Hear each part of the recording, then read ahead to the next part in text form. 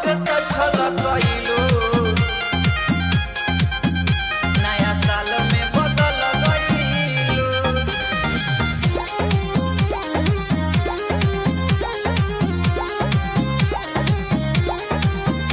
जान हमसे तो छल कइलू, नया साल में बदल गइलू।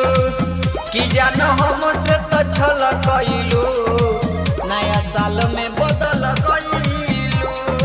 बोल काहे न कहल कइलू, अब छोड़िए के चल गइलू।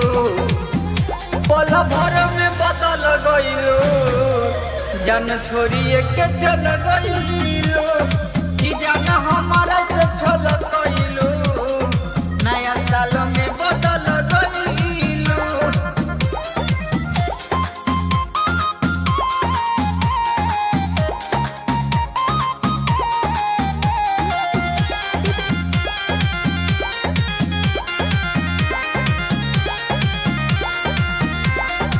हमसे तो काहे हो जइबू तू दूरी, बोलो न कब न रहे मजबूरी, बोलो न कब न रहे मजबूरी।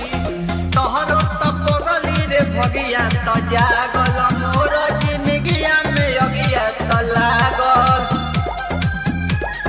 दोसर से प्यार कइलू, रोहितवा के छोड़ गइलू। जान हमारा से छल कइलू, नया साल में बदल गइलू। कि जान हम